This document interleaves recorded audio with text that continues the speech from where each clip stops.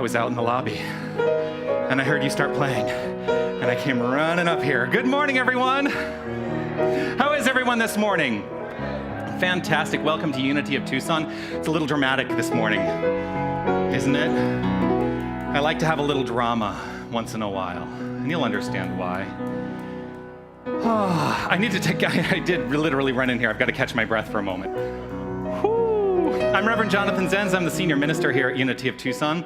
We are here for another glorious, glorious celebration this Sunday morning. We are here to celebrate love. That's what this is all about. This whole life is about love, isn't it? It's about finding that space within ourselves to ultimately just be love. But, many of us have a journey to get to that place of being love only.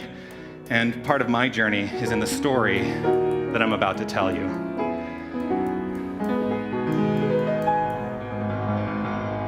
There was a time in my life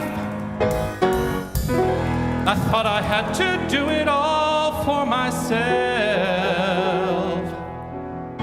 I didn't know the grace of God was sufficient.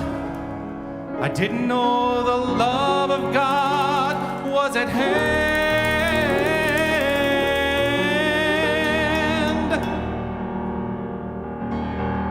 But now I can say, if you are discouraged, struggling just to make it through another day, you know what? You've got to let it go. Let it all go.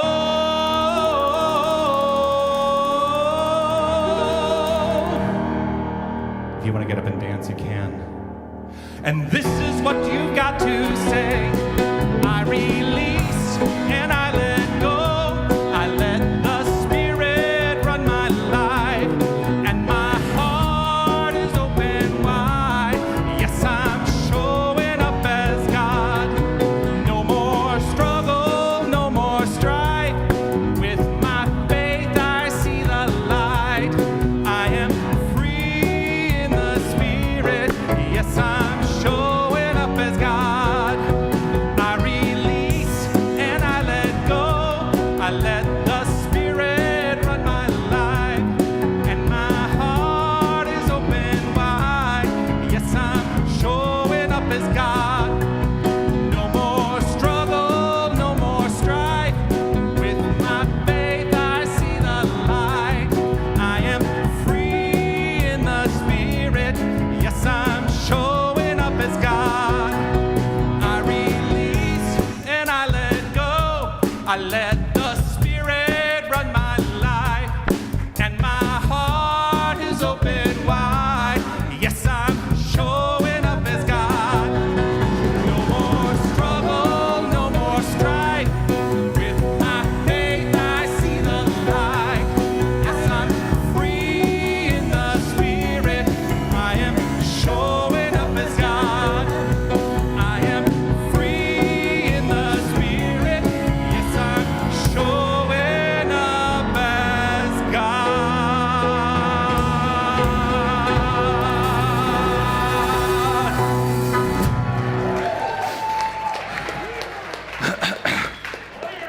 Now you see why I had to catch my breath.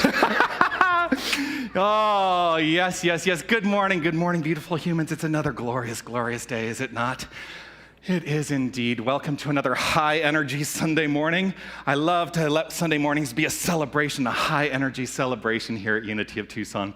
And I'm deeply grateful that you have all committed yourself to showing up, not just here, but in life. You're showing up in life as life, rooted with love at your core. As I have said in previous weeks, we have adopted a new mission and vision statement here at Unity of Tucson. And I would love to share, let's all say together, our new vision statement. We envision a world awakened to its magnificence. What does that mean, to envision a world awakened to its magnificence? And I actually had this thought the other day. Should it be spiritual magnificence? And I thought, no, just our magnificence, because our magnificence is spiritual magnificence, so we can leave it just like that. We envision a world awakened to its magnificence, where everyone understands the truth of who they are, that each and every one of us is the expression of light and life and love. That's what it's all about. So this vision is how we see the world, and it is our mission that allows us to put that into practice. The mission is the active way we put this into practice. And so let us share together the mission statement here. Love only, forgive everything, remember who you are. Love only, forgive everything, remember who you are. I'm just taking a moment to take in the faces of this beautiful, beautiful community and the people that are here. And I want you to know, if you're online, that I see you. I'm grateful that you have decided to join us this morning. If you're joining us for the first time today online, please go to unitytucson.com/connect and fill out the form there. Let us know that you've been present with us and are celebrating with us this morning. And if you're new in the room, well, there's something exciting that we have for you. We have a gift for you. So if you would like to identify yourself as someone who is here for the first time, we invite you to stand up and let us honor you. Let us love you up a little bit.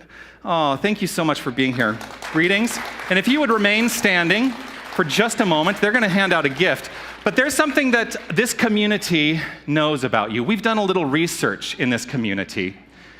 And I want to let you know what it is we know about you.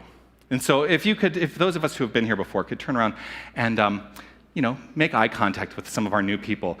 Here's what we know about you on the count of 3. 1, 2, 3. You are magnificent. You are absolutely magnificent. And I'm so grateful that we shine our light and share our magnificence with the world. And I think it's important that we be able to exclaim for ourselves our own sense of magnificence, because one of the things that I want to do is I want to normalize our understanding of self-magnificence. So I would like us all, if you're online or you're in the room, please say this with me. I am magnificent. How does that feel? Does that feel good? Let's revel in the feeling of that goodness for just a few moments as we take some time for quiet. Even in high energy experiences, it's good to come to a place of centered awareness. And so we'll take just a few moments in contemplation, in meditation, whatever you choose to call it. It's just an allowing of the presence in this pure, perfect, present moment. Just take a moment.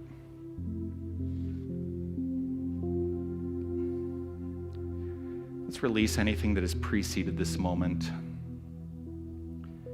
Let go of any anticipation for what may follow. And just open up to being in the here and now. For this is all that exists. This moment, right here.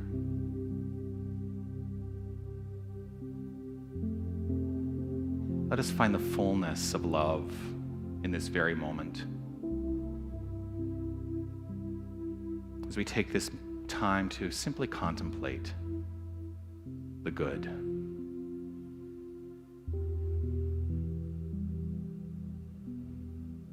Let us acknowledge and accept that we are immersed in an infinite sea of receptivity.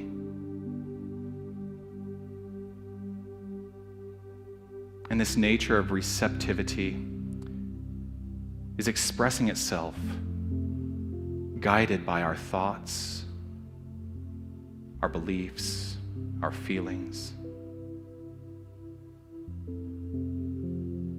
And everything that is showing up in the world of circumstance is rooted within each and every one of us, right in that inner life.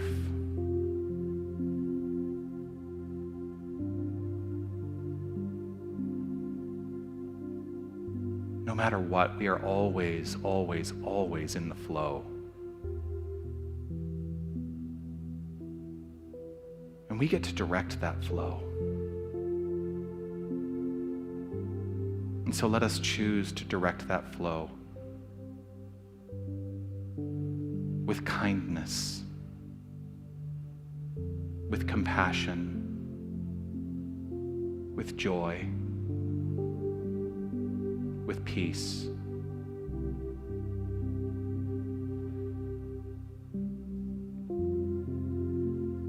Relaxing into this wholeness right here, right now.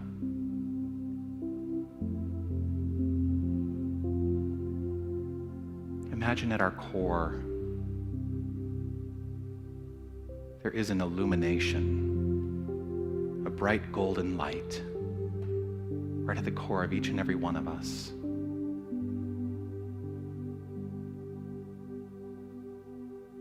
This magnificent shining light is one aspect of an infinite light. Let us revel in that light.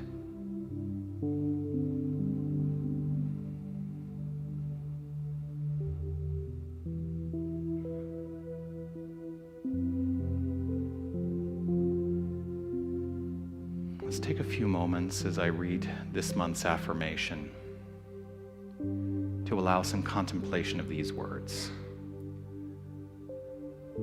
The affirmation this month is, I am always in the flow of life, growing and stretching into the best version of me.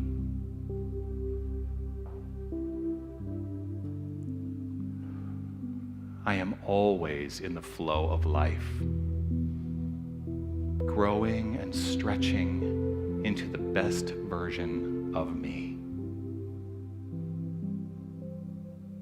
Taking just a few moments to contemplate that affirmation and let it be illuminated by that inner light.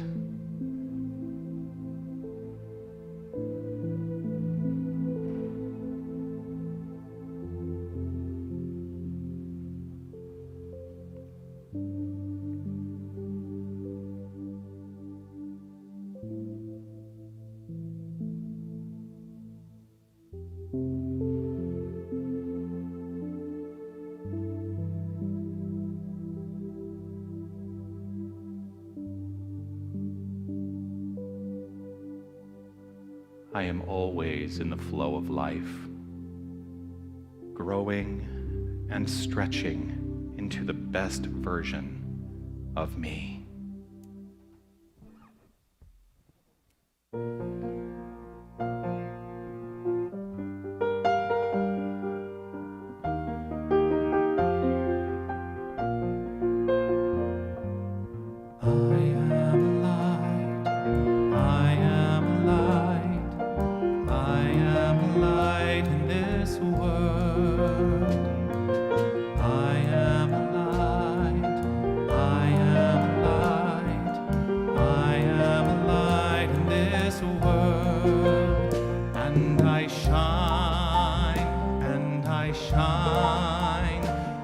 I shine so bright, and I shine, and I shine, and I shine so bright.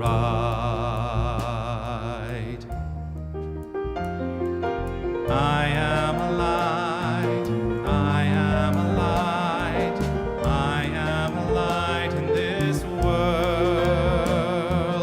I am a light, I am a light, I am a light in this world. And I shine, and I shine, and I shine so bright. And I shine, and I shine, and I shine so bright. Right here in this moment, right in this pure, perfect moment, I root myself in the full awareness and invite us each to be rooted in the full awareness of the One, the power, the infinite presence, the forward-moving energy, the creative source, God, this greatness on demand, which is all there is. There is nothing else. There is God and nothing else. And everything seen, everything unseen is this magnificence in form, flowing forth, letting itself be magnificently expressed by all creation. I trust and know that this is our core identity, The root of each and every one of us is God. There is only this magnificent flow. And I choose to direct this flow, knowing that the word I speak right now is a word that is backed by the power of divinity, the most magnificent power, the only power. And so I speak my word on behalf of each and every one of us to know that there is only love, there is only light, there is only life, there is only beauty, there is joy in all things, that everything is aligned perfectly for our highest good. I affirm this in this moment and know that everything that flows forth from this point forward is always, always, always rooted in this understanding. And so I give over wholeheartedly and with gratitude overflowing from within to this. Knowing this to be so, I accept it as so as I release, let go, trust, and know that this is the truth as I have spoken it. And so it is. Amen. We are a light, we are a light, we are a light in this world. We are a light, we are a light, we are a light in this world. And we shine, and we shine, and we shine so bright. And we shine, and we shine, and we shine so bright. We shine, we shine, we shine.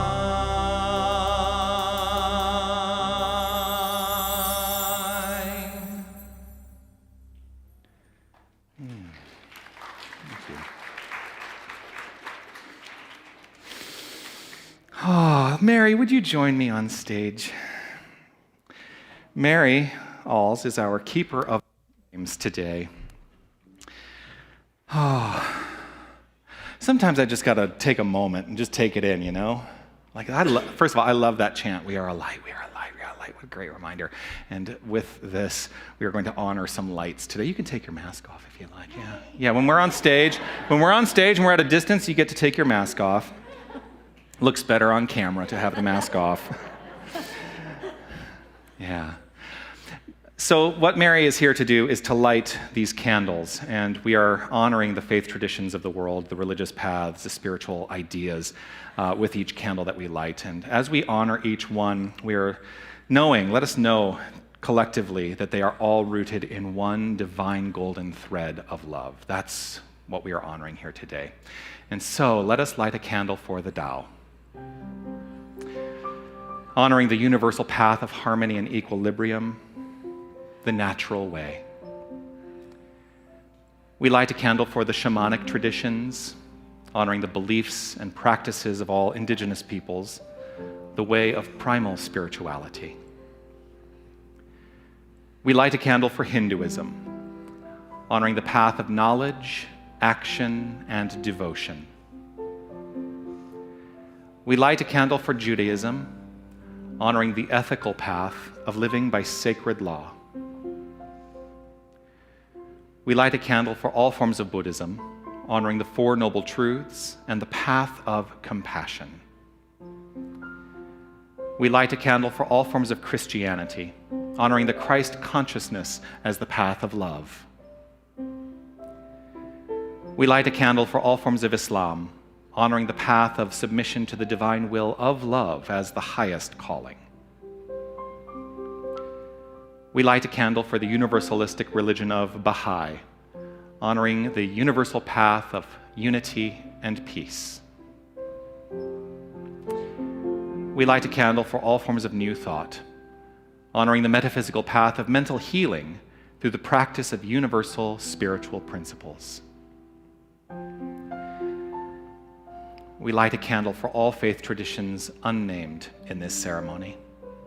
And this candle is for any seekers who may be unaware of the power and presence of Spirit in their lives, and for the space that we are keeping open for them in our hearts. This final candle we light is the healing candle, which represents the healing of any circumstance that requires the uncovering of the divine essence at its core. For that is how we teach healing in this philosophy, the uncovering of the God source, the energy at the core of all creation. And when we find ourselves in alignment with that, we find healing in our own experience. There are many ways to do this. We can do this through forgiveness work, through compassion. But this candle is for you. It is your candle, for whatever is in your mind and in your heart that requires the light. This candle here on your left is our peace candle. We keep the peace candle consistently illuminated as it represents the consistent illumination of peace in our hearts. And as we allow that illumination within to inform our thoughts, our intentions, our words, our deeds, our actions, we create a more peaceful experience of life.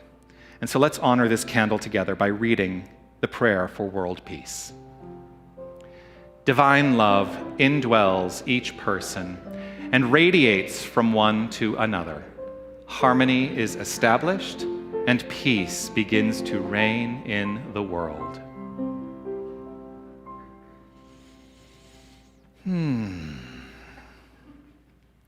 Well, good morning. Good morning. How are you feeling today? Magnificent. I'm so glad to hear that. I wouldn't say there's a right answer, but that's the right answer. So I invite our keepers of the flames to say a few words each week about what has happened for them during the week prior, based on Homework. the homework that I give.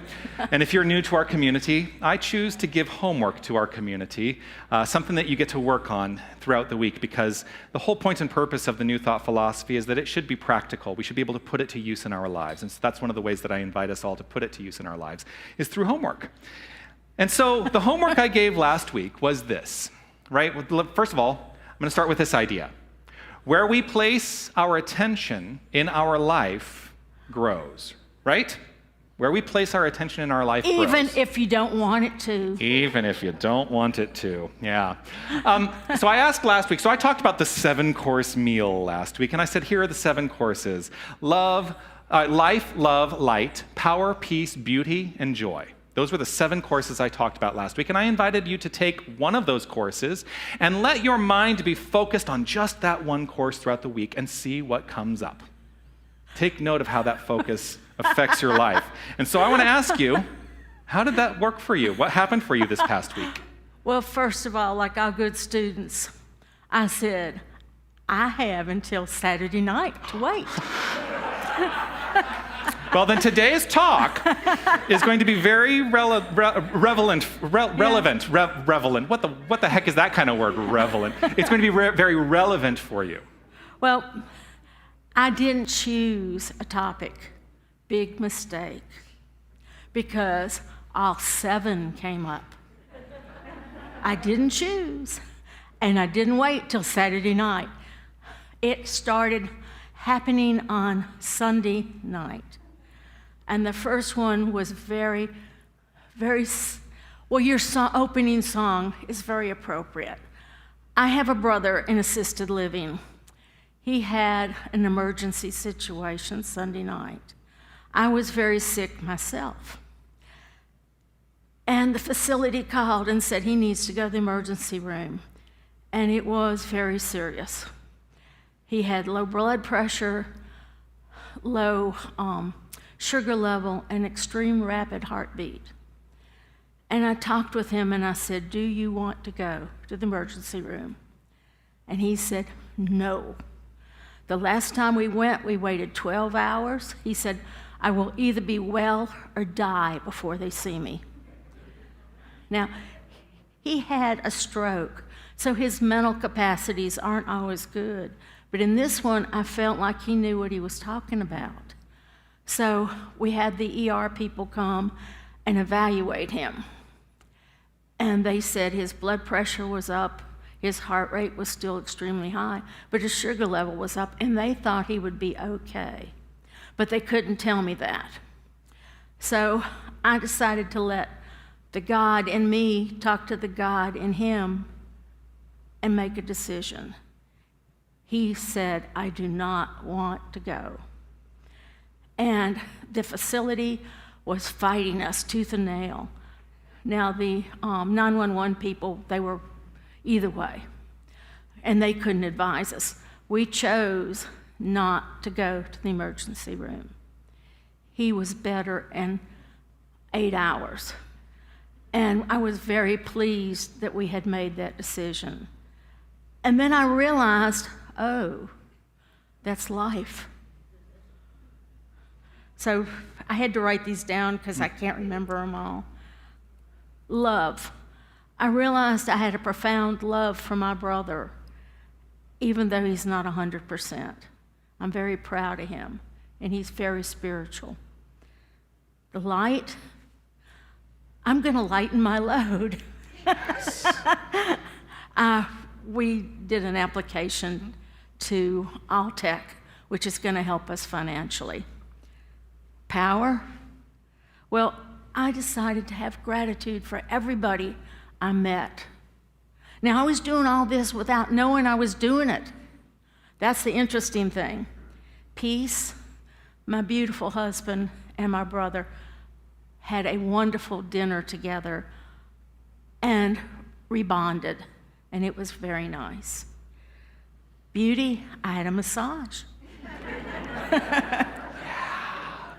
And joy, Friday afternoon, I said, oh, does anybody remember what the homework is? and they said, Mary, it was a 7-course meal. And I went, well, I had that. And they said, no. and then told me what it was, and I said, oh my God, I have done all of that without realizing it. So whether you choose your homework or not, you're still going to do it. That's true. Thank you so much. Thank you so much, Mary. Mary Alls, so grateful. That's actually a really good point. Whether you choose to do it or not actively, the homework's gonna do you. Yeah, I'm gonna have to give that some thought. Yeah. Those, you know, as you were talking about those last 3 courses, peace, beauty, and joy.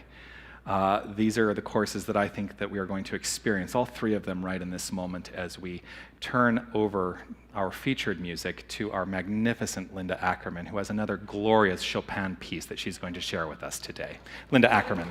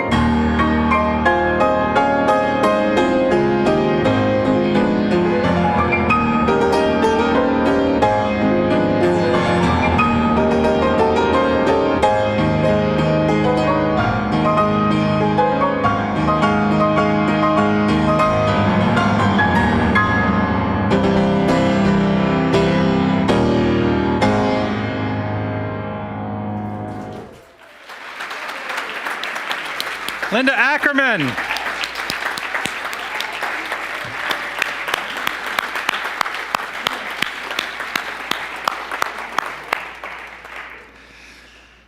Isn't it glorious to have talent in our midst? Yeah, thank you so much for that, really. As I was sitting there, and this was not part of anything that I planned today, but as I was sitting there, I was thinking about how when I was growing up, I really wanted to learn to play piano, and things didn't align in the way that allowed that, and that, there's neither right nor wrong within that. And then I started thinking about, being of a certain age now, not a teenager or even a child wanting to learn the piano, would it still be within me to be able to learn to play? And I started thinking about all the things that the world tells us. Oh, there comes a point where you're just really too old to learn. I'm like, no.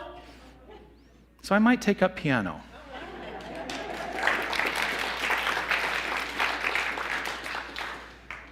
And I'm going to do this, and it actually goes great with what I was planning to talk about today, which is what are the stories we keep telling ourselves? What are the stories we repeatedly tell ourselves about why we can or cannot do things in the world, or be who we choose to be in the world, or express from that God essence, holy?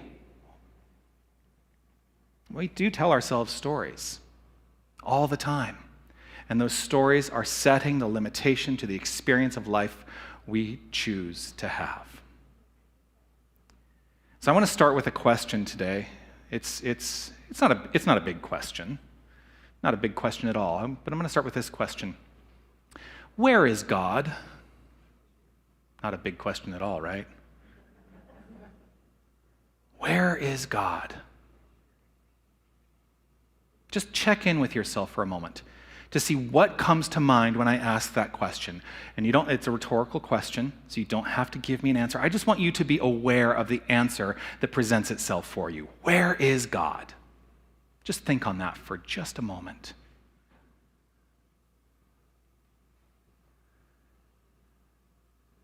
Now, I have an answer in the form of another question. Where are you?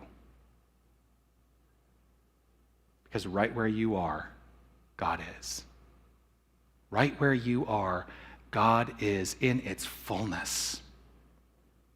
Do you believe that? That's another rhetorical question.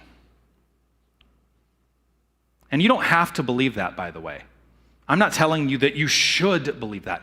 What I'm encouraging you to do is to figure out what it is you do believe, because as Jesus said, it is done unto you as you believe. And so if you are looking to increase the capacity for magnificence in your life, in expression, perhaps that is something to take to heart as a belief, that right where you are, God is. Because how can God be anything other than magnificent? And I say it every week. We say it every week. You are magnificent. I invite us all to exclaim for ourselves, I am magnificent.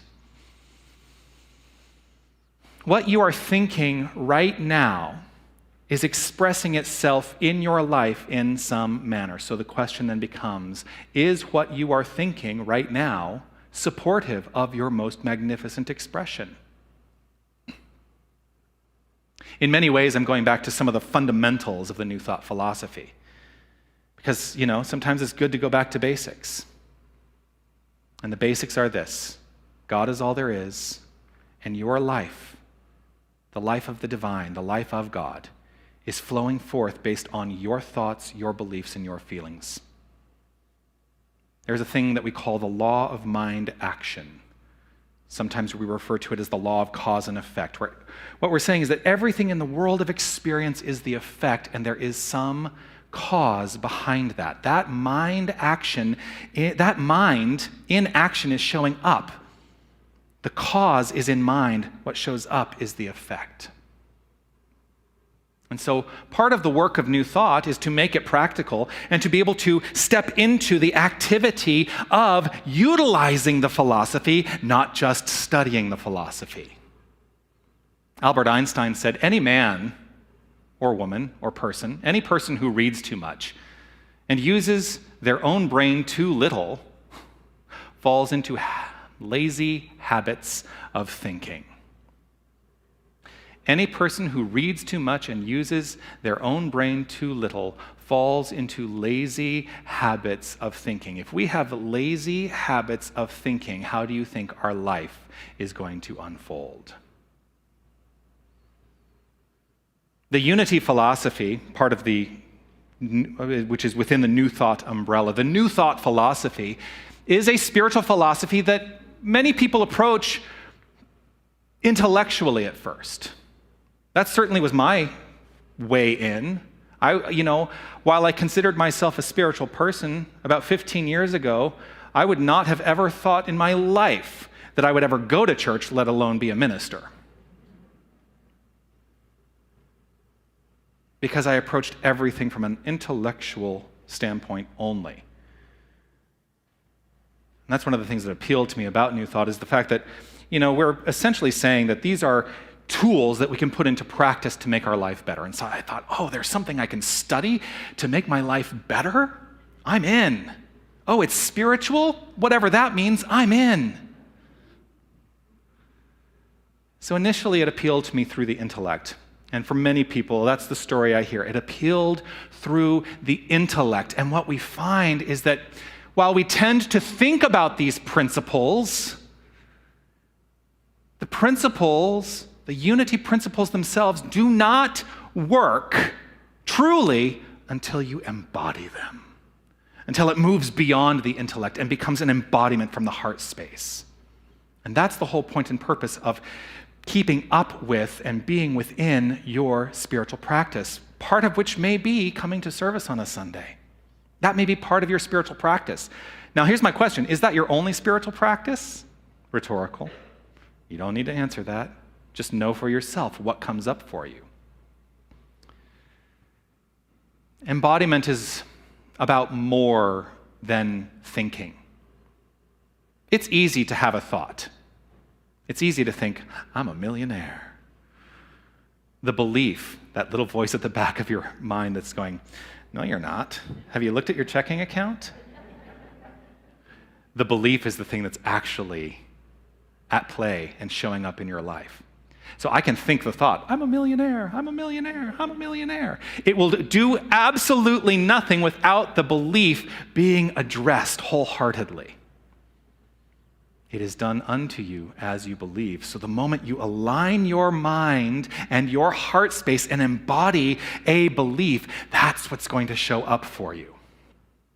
Embodiment is creating a new way of being. And here's the great news. Once it is embodied, you don't have to work so hard for it all the time. I have found my life has gotten easier over these past 15 years because I have moved from the intellect into the embodiment, and there are times when I move back to the intellect, and that moves me into embodiment, and I'm constantly in this infinite flow, balancing the intellect with the heart, the embodiment.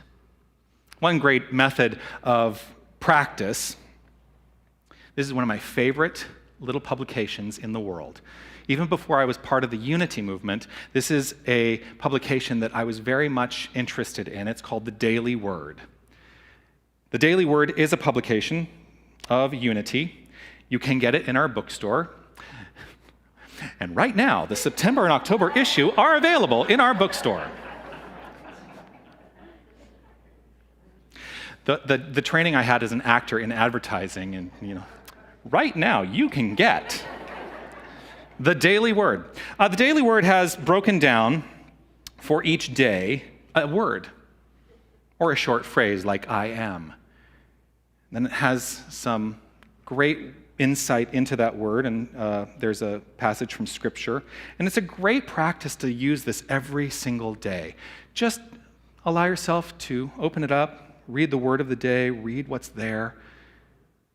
Take some time to contemplate and allow a deeper understanding beyond the intellect of what is being presented. That's one practice. That's one practice you can engage in. This can lead you into meditation. It can lead you into prayer. How you choose to practice in the world is up to you. That is one thing that I know works for me. It works for me. So we need to find what works for us. What happens when you have practices like that is it is aligning the heart and mind with spiritual truth. Truth with a capital T, I call it. Truth with a capital T. Truth that there is only love. There is only light. There is only life. There is only peace, beauty, joy, power. Those 7 courses I talked about last week. That's all that exists. And when we are in full alignment with truth, we can let go of the stuff that does not align with that. But boy, we hold on to that stuff a lot. We do. We do. And the truth is, any practice will only do you the good that it does you to the degree that you embody the practice. You see how it keeps going back. An intellectual practice of reading can be moved into a place of embodiment. Truth known, I can read this very easily, is not truth lived. So how are you living? There are a lot of questions today. How are you living? It doesn't matter if you were to read the sum of all spiritual philosophy that exists. It doesn't matter if you can intellectually understand it all. If you don't live it, it doesn't mean anything. It doesn't mean anything. So I guess the next question, because it really is a day about questions. The next question that comes up for me is there anyone who exists who is living this 100% of the time? Now, many people will look to the great mystics of the world and say, well, Jesus certainly lived it 100% of the time. That's why we look to Jesus as a way shower.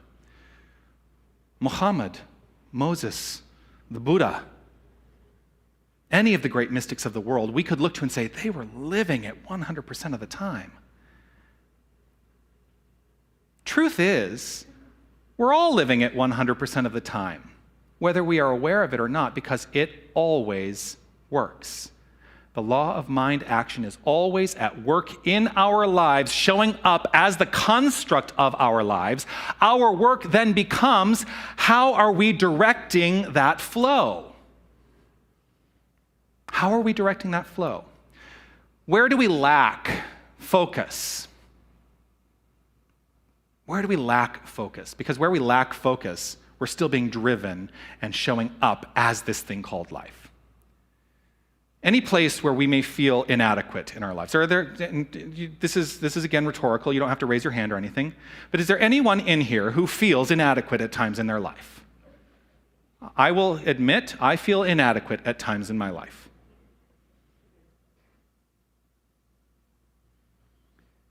That is an indicator, those feelings and spaces within our hearts and minds of inadequacy, that's an indicator, and an indicator only of the work that is to be done. It's great information. It's great information. And if we look at it just as information and take out the judgment and the heat of, oh, I feel so inadequate, say, oh, you know what? I missed the mark there. That's information, but I know who I am, and I can do something different. I can. I am empowered because I am the power. Now, here's the thing. If we see a place where if we are looking at a place where we see inadequacy, right? And our tendency sometimes is to go, oh, look at that. How did I get there? What are the horrible things that happened before that got me to this point? And we go on a witch hunt. Anyone ever do that? I have. What value does the witch hunt have? Except sometimes, and for many people, to keep you mired in the thing that got you to that place in the first place. That's why we teach affirmation. We do teach denial. But for me, denial is about dredging up only with the point of view that if we dredge it up, we must now affirm something new. So engage in the intellectual practice of understanding where it comes from, as long as the next step is embodying the new place you want to be.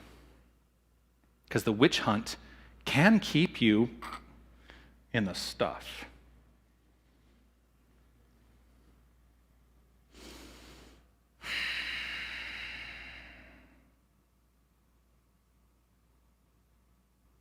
There was a time in my life where I was really mired in the stuff.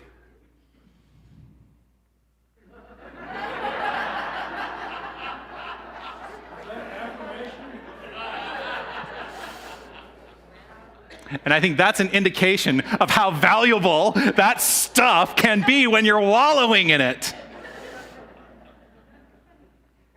Oh, doesn't the wallowing feel good, though, sometimes? Why do we do that? Ultimately, you know what, actually, so ultimately, wallowing in this stuff is self-defeating, as I've expressed, right? But you know why we wallow sometimes? Because it gets other people to feel sorry for us, and doesn't that feel good? But the degree to which we continue to wallow in it is the degree to which it will continue to show up in our life. Why? Because the law of mind action is always working. Wallowing, yes, it can get people to pay attention to us. Oh, look, they all feel so sorry for me. Oh, doesn't that feel good? Oh, you know why that works for us? Because we have been taught that suffering is admirable. You may intellectually say, I don't necessarily agree with that. But if you truly don't agree with that, then look at the places in your life where you have wallowed in the suffering because it felt good. I think I've said this before in a book that I read recently. One of the things that was said is, and it was talking about the degree to which our minds work with negative thoughts and positive thoughts. And this book made this claim. It said, negative thoughts stick to our minds like Velcro, and positive thoughts slip right away like they're like Teflon, something like that. It's very easy to hold on to those negative thoughts, because we have been trained to do so. That is the training we have received in our society, to hold on to those things that don't feel so good. And so when we come into these centers, these magnificent churches and spiritual centers that are teaching personal responsibility, and nobody likes to hear that we're teaching personal responsibility, but when we come into these places, many people go, oh no. They're telling me that I should not wallow, that I should actually do something in my life about it because I'm responsible for the expression of my life. People get real turned off by that because we're not here to tell you you are a sinner, and if you do not repent, you are going someplace. That's not what we're talking about. But people are attracted to that. People are attracted to that because it lets them off the hook for having to do anything.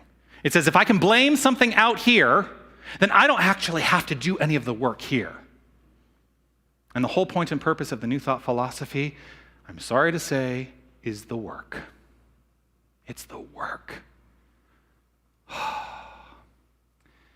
There's a great resource for some of the magnificent things that I'm presented with sometimes. And I'm grateful that the algorithm on Facebook is actually fairly positive for me as a resource. I think it's because I choose to only interact with the positive, and I choose to only put out the positive. But there is a great meme that I run across every once in a while, and it's a quote, and it's been attributed to Robert Downey Jr., although he's not the only one who has said something like this, but the one I see all the time is Robert Downey Jr., you know, Iron Man. And so this quote that was attributed to him is this: worrying is like praying for what you don't want.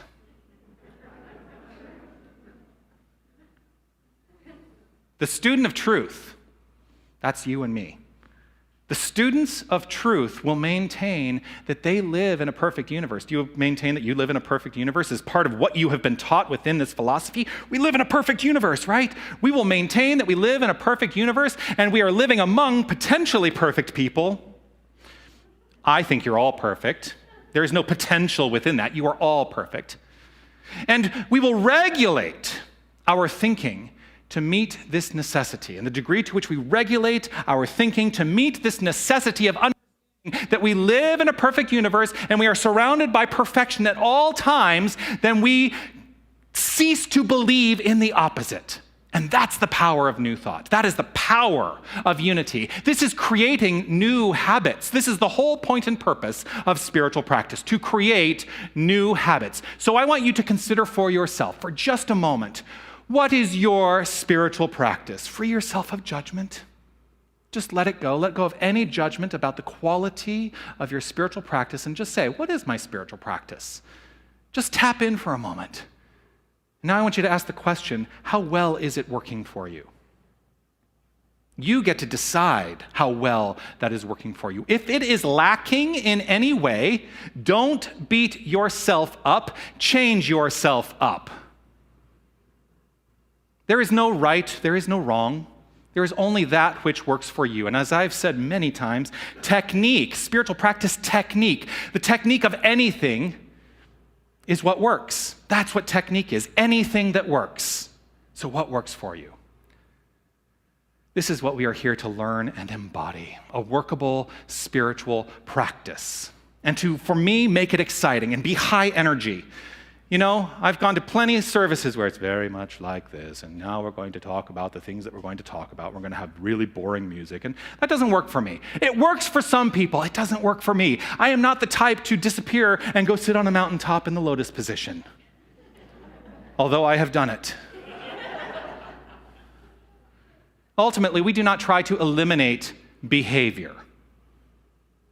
The behavior follows the consciousness. And so our work is to change the mind.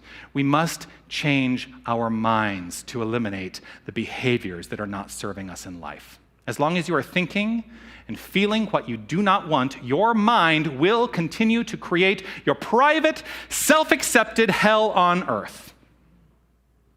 That's what happens, because this is always working. It always works. No matter what, whether we have an awareness of it working or we don't have an awareness of it working, it is always, always working. So here's my question. How do you get past the thinking of what you don't want? Well, that's the whole point and purpose of spiritual practice. Because I could very easily say, think something else. How easy is that? I've had trouble with that in my life. Just think something else? What are you talking about? Deepen. Engage. Engage with this in mind, that you know who you are. Because that's the ultimate spiritual practice. Deepening into knowing who you are. That's why one of the tenets of our mission is remember who you are. You are the most magnificent. You are the most high. You are God in physical form. And there is no separation. There is no thing out there. There is only this right here, this right here. There is only us. There's only now. There is only this moment. Make that your habit. Make that your habit. Go out and live.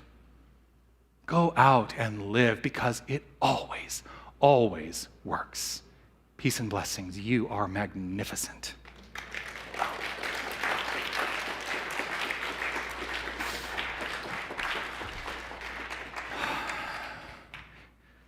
The homework this week is this. Take stock. I want us all to really take stock this week of the habits that we have in mind. Now, we may discover a lot of habits. That's okay. As you discover habits, you can say, I'm going to focus on this one habit this week. You can take it step by step. You don't have to address the whole of it all at once. You can say, I'm going to address this one area of my life, and I'm going to become the spiritual master of this one area of my life. So as you discover these habits, ask, are they working for you? Because some of them are working for you, and that's okay. Are they not working for you? Those are the ones to really look at. You get to determine, and you can make change around those habits. So make a commitment to change a habit this week that doesn't serve you. Just start allowing yourself to go on the journey of creating useful, constructive habits. That's the homework this week. And whoever is lighting the flames of faith next week, there she is. I know who it is. Start today.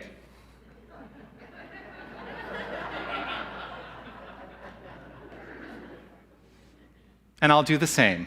Because sometimes I put off the homework. I'm going to admit to that. Sometimes I put off the homework. So that's the homework.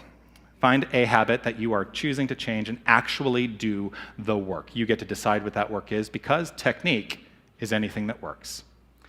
Let's go ahead and allow ourselves to settle into this moment and see what has resonated for us during this time we've decided to share together. Some kernel of truth. There may be one thing, there may be many things. Let's allow ourselves to place a focus on the good. Just allow.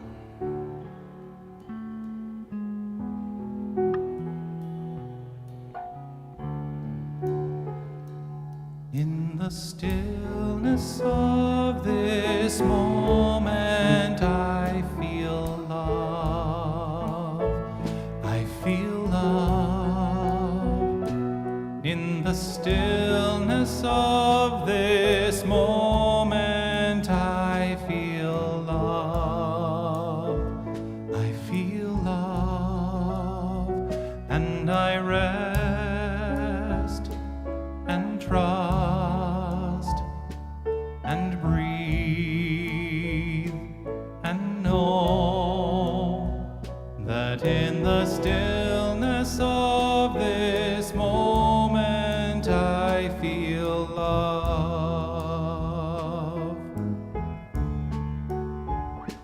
In the stillness of this moment I feel peace. I feel peace. In the stillness of this moment I feel peace. I feel peace. And I rest and trust and breathe and know that in the stillness of this moment I feel peace.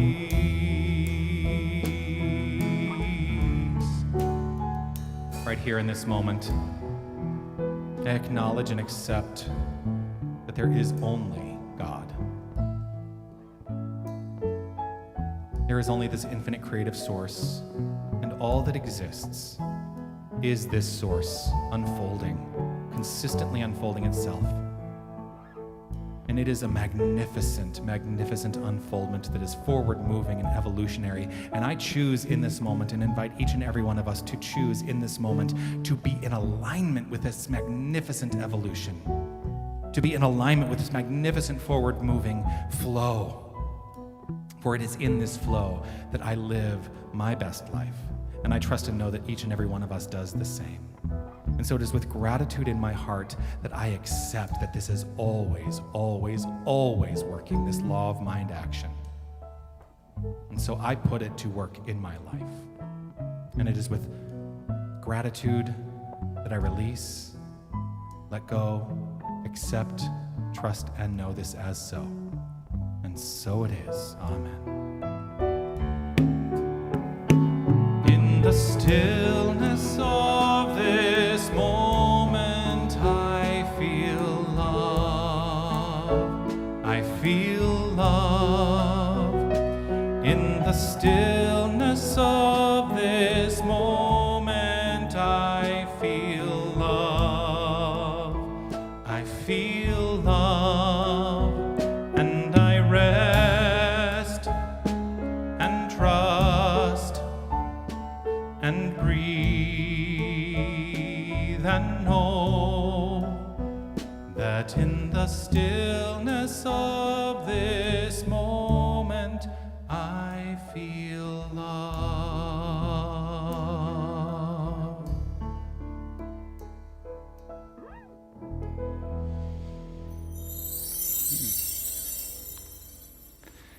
Thank you.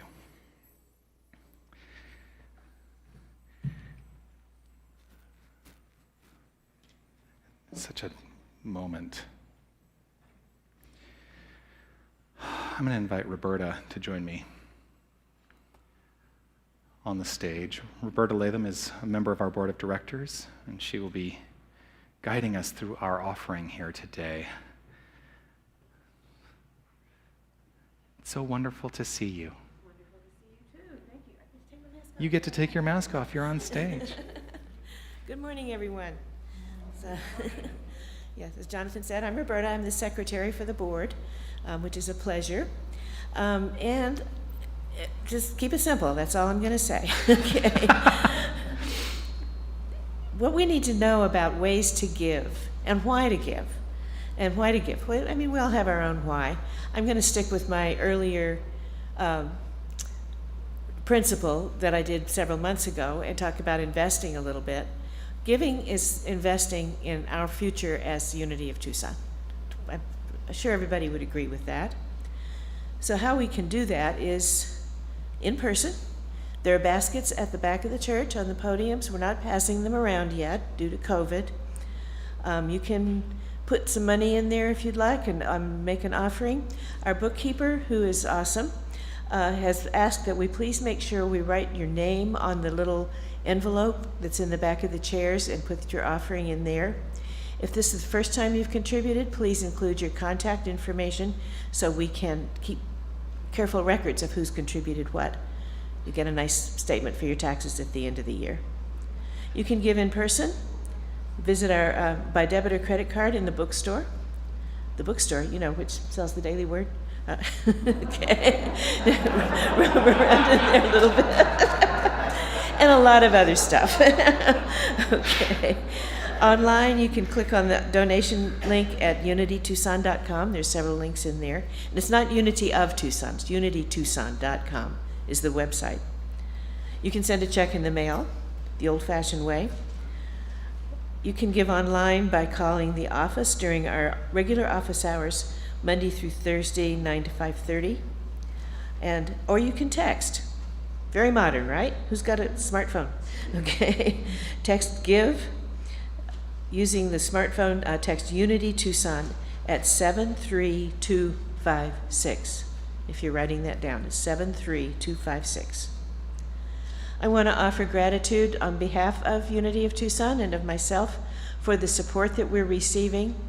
It really is awesome and very, very much appreciated. And we can support the ministry of our wonderful institution. So let's share together the statement of divine giving. I share this gift with love, conscious of the inner presence as the lavish source and substance of my supply. I am rooted in the assurance that this gift blesses Unity of Tucson, and I trust in its ever-present circulation, knowing its blessings return to me. And so it is. And so it is. Namaste. Thank you so much, Roberta. I Welcome. appreciate that. Thank you, everyone. Yeah. I realize I have to change the notes because one of the announcements that's going to be coming up today is our office hours are changing. I'll get to that, I think, in just a moment. But here's some of the things that are happening here. We have a new member orientation that's happening. I kept saying it was on the 11th. It's actually on the 18th, Saturday the 18th of September at 4 p.m. That's going to be a hybrid version of the membership orientation. So you can be here at Unity of Tucson. If you would like to be with us via Zoom, that will be made available as well. If you are interested in becoming a member officially at Unity of Tucson, please go ahead and send me an email to let me know that you have that intention, and I will send you the Zoom link and make sure that you have all the necessary information about becoming a member here as well. Also, we have a town hall meeting that we've scheduled for September 19th after the service. If you are a member here, the board has decided we've got some stuff that we want to share with you, so we encourage you to be present with us on that day. It will be both hybrid. It'll be in the room. We will also webcast it out. So if you are not able to be in the room, if you're online, you can at least see what's happening and hear the information that we are going to share with you. We have returned back to having our silent unity practice Wednesday afternoons at 12:30. That is in the prayer room, so join us for that. Meditation and prayer, it's glorious. I look forward to seeing some people here on Wednesday. So we do have new office and bookstore hours. We are now going to be open. We're going to be closed on Mondays and Fridays, but we will be open Tuesdays through Thursdays and Saturdays now from 9:30 a.m. to 5 p.m. Also, as always, on Sunday, the bookstore is open from 9:30 until 12:30. So just wanted to make sure you have that information. That's actually going out as well in the new Expanding Horizons, which was just sent out this week. So you should be receiving that if you are on our mailing list for the newsletter. You should be receiving that this week. Also, yoga meets at 9:30 a.m., Gentle Yoga in Harmony Hall, 9:30 a.m. every Monday. Molly, hello Molly. Molly's in the back waving. Grateful to have you here. Molly is taking reservations for our Unitix outing to Gaslight Theater to see their holiday show, Elfed, on December 18th at 12 noon. We're asking you to reserve your spot now for that date. I realize sometimes it may read as though we're taking the reservations on December 12th, or December 18th. That would not be correct. We're taking reservations now. We are not taking payment immediately for that. We're just taking down the reservations. We will address payment a little bit later, so feel free to sign up with Molly in the lobby today. If you're online, you can send an email to mollynelson@gmail.com, and she will be happy to put you on the list. Yes, Molly? Yes, I'm seeing a yes. Beautiful. Please help us out. We are in need of replacing our roof here at Unity of Tucson. The estimates that we have are around $80,000, so we are looking to raise $80,000 by November 23rd, which is the 80th birthday of an anonymous contributor who's going to match $20,000. If we can raise the 60, we get that 20. So please help us out. Make your contribution to support our roof fund today. You can, you can do that online by choosing the fund you want it to go to, but also we're accepting items for an indoor community yard sale that is going to be held on November 19th and 20th. All the proceeds from that community yard sale will go to the roof fund. So if you have something that you are looking to release from your life, please feel free to bring it here. We will store it away. Molly and her crew, Molly and Karen and their crew will go through and price it and get it ready for our indoor community yard sale. And please let all your friends know about the yard sale as well, which will be held on the 19th and 20th. It's going to be indoors in Harmony Hall and in Room A. So, even in November, it can be still quite warm if we were to have it outside. So we're going to do it indoors.